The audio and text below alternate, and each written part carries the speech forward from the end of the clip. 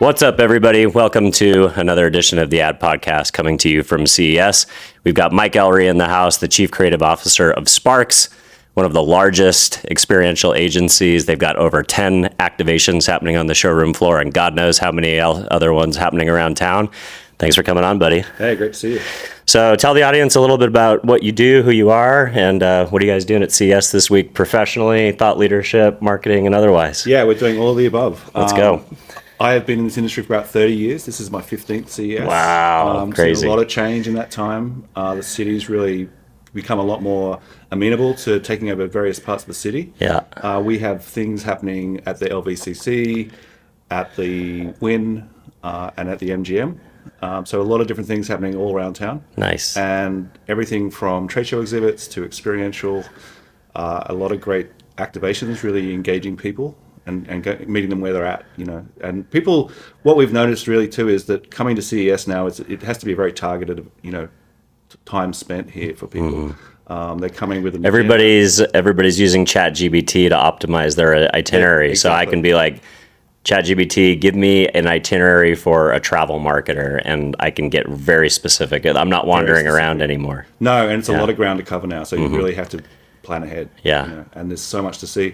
What we love, though, too, is the journey of discovery. People come with an agenda and what they're going to think. Yeah. They think what they're going to do. But they also want to be inspired. They want to run into some things. They want to run into the things they didn't know that they didn't know. You know, and that's the journey of discovery that we love about live events. It's the perfect opportunity to find out the things you don't even know you don't know. Yeah, I love that. Yeah, it's a great way to do it. So the LVCA stuff sounded really interesting. It sounds like you guys are doing a lot of press kind of stuff over there too, right? Like you got some of the trades over there as well. Yeah, a little bit of the press stuff. A lot of that happened earlier this week. Okay, cool. Starting sort of Sunday, Monday, and now it's more sort of people again exploring their agenda a little bit further. But So cool. you know, looking at how people show up is really interesting this year. Quite a few international brands and international visitors have moved off the show floor and are doing more intimate kind of gatherings, which is really interesting.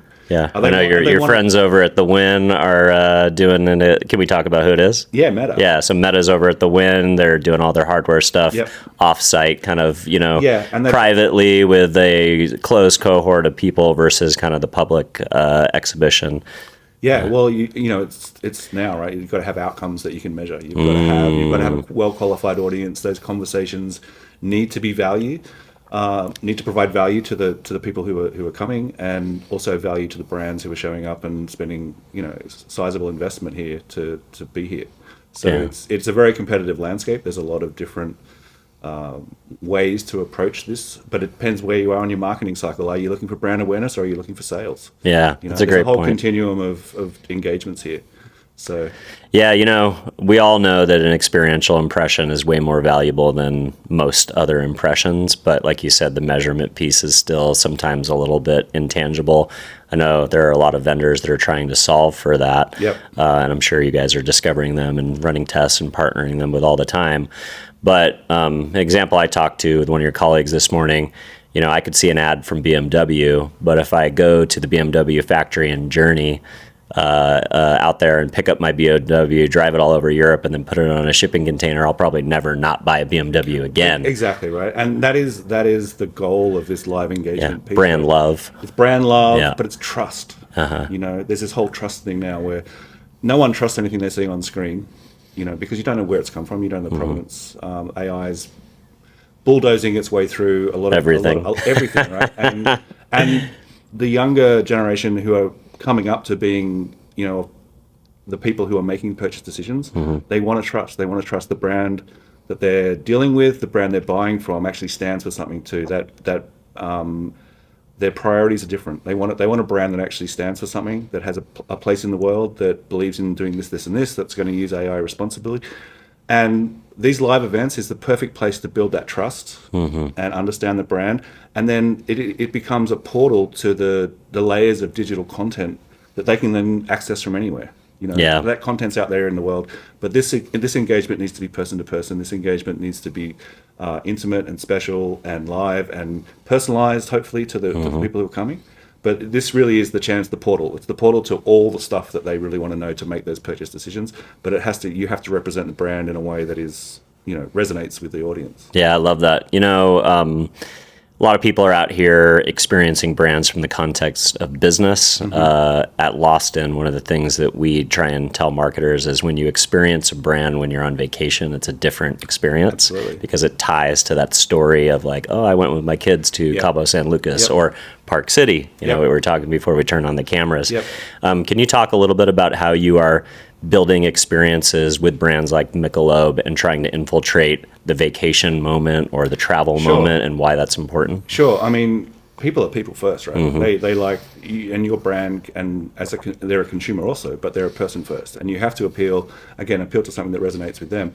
Creating those moments in environments that are much more alternative. You know, again, coming to a Las Vegas to go to a business conference is one thing. Going to Park City to ski with your family, and friends. then maybe show up at this event and spend some time there and see some amazing athletes. That's great. But your brand love. You know, it's much more focused. This is the most competitive landscape on earth. Every one of your competitors is in this city right now. So if you can do a personal event, a private event, and have it in some amazing location, you're going to attract a different caliber of audience. They're going to be much more well qualified, and they're going to associate you with this amazing experience they're having geographically, physically, all the things they're doing. It's a much better way to build brand love. I love that. You touched on personalization for a moment, and I feel like we should sit down with that for a minute. Lots of personalization in the experiential world, leveraged by AI, right? You fill out a survey or you let AI give access to AI to some component of your digital footprint, and then you get a fragrance from a booth that's custom made just for you. Do you think that is going to be something that is truly scalable, where it feels like right now we're kind of hacking our way there to design an outcome that makes personalization feel the way that it is, but do you think we'll get to a point where it literally will be a unique experience for every person? I don't know if it's going to be to every person. It could be. It could be, right? But subcultures, appealing to different subcultures who are affiliated with your brand, is definitely a way to easily to scale some of these things. Talking to a whole group of people who have common interests, connecting that community together. You know, again, it's all about building community now. It's not so much about we're a brand, we can do this for you, but let's bring the community together. As a community, what can what interests you, and what do you want from our brand? Listening. It's all about listening. I think it's all about making sure that we're providing solutions in a way, in a format. People learn in different ways. It's all about providing those solutions in a way that resonates with them, and topics and interests that that group is really into. It sounds like you have to do a fair amount of mapping ahead of time to understand who those cohorts are too. You do have to understand who those cohorts are, and you need to understand what is going to get them excited. And listening, again, there's so much opportunity now for them to have input before the event about what they want to learn at the event, and then... Yeah, kind of like the old South by panel voting situation. Absolutely, right? Like let's figure out, and it's not that hard anymore. The technology's there to do that, right? And I think it's becoming... The scalability thing is really important, but appealing, design for everyone, creating these experiences for everyone is just not working anymore. You need to really focus on who your audience is, where you're going, what your brand stands for, and who your potential targets are, and create an experience for them. So when you are as busy as you guys are at a thing like CES, where you have 10 activations on the showroom floor and then 3 off-site, how do you as an agency show up and market the agency while you have so much going on for clients? Oh, we've always been very sort of... You can walk and chew gum? We're walking and chewing gum. And we haven't done a lot of marketing around CES historically. Interesting. Yeah. Okay. And out of a lot of the big shows around the country, this is one that our presence is not as dominant. You let the work kind of speak for itself? We let the work speak for itself. We've always had a couple of massive clients here. Which is great. They are, again, across the board, different brands doing different things in different ways. We need to do a better job, quite frankly. And with Shayna, who's joined us, nice. That's going to be her remit. CMO. Yeah, she's nice. She's working it. She's really putting a great program together. Yeah. Did I hear you guys also have a new leader from Digitas coming in as well? We do. Melissa Leedy starting next week. Okay. And it's going to be great to have her as our president. Yeah. And we're really looking forward. I'm actually meeting her in New York next week at NRF, the National Retail Show, and we actually have another dozen or so exhibits there. Yeah. And when you walk in that front door, the four biggest things you're going to see are all Sparks activations. So Do you feel like that kind of speaks a little bit to where you guys are headed from a leadership perspective? You know, you are hiring people from digital first holdco agencies versus, you know, event people that are just involved in the event industry. Is it kind of representative of the fact that events and digital and all these things are converging? they are totally converging, and we need that. You know, it's that through line that connects everything. And again, because the live engagement is such an integral part of the purchase decision, of the brand love, creating all that stuff, and the digital content has to tag along, you know, and be in the same vein. Yeah. And every one of these activations we're doing, it's a canvas. It's a canvas for whatever the message we want to get across.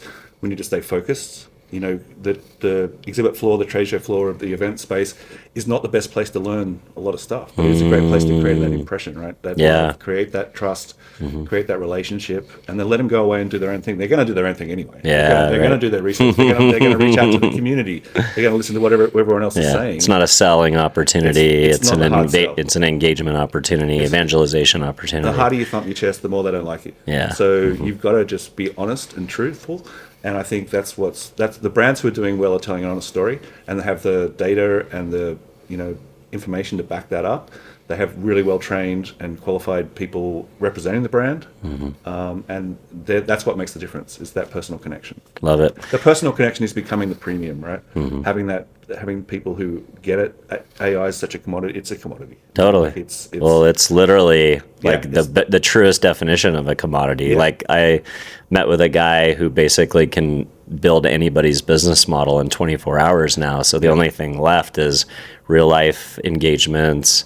And, you know, do people know who you are and do they care? Right. Yeah. And why do they care? Interesting. And then that's the thing is why should they care? You know, you have to create a compelling reason for them to want to come and spend their money with you. Yeah. That's what it comes down to. And it has to. It's a business case, right? Artificial intelligence it's nothing without that kickoff of actual intelligence to start that going in the right direction. You know, there's a lot of different things in the creative world. I'm the chief creative officer, right? Of course, yeah. So we have to come up with those insights. We can work with AI to come up with those insights. We use it as a research tool. Yeah. Great for synthesizing data and collecting data. Right? Yeah, and building smart workflows that allow us to accelerate. You know, and again, you've seen it in the digital space that the time saving it's not so much coming up with the idea, but the time saving in developing an idea and processing an idea and coming up with a finished product that we can put in front of someone. That's where we can save a lot of time. Love it. So it's interesting place we're at. Good times. Well, if you want to point the audience to learn more about you or connect with Sparks, where do you want to send folks? Yeah, we are sparks.com. Let's go. And we're all around the country. We've got offices around the world. We're doing some really great stuff. We're here to listen. We're here to help you. We're here to, get the best of you out there in the world and people coming to you to spend their money. Love it. Appreciate your time. Thank you so much. Thanks.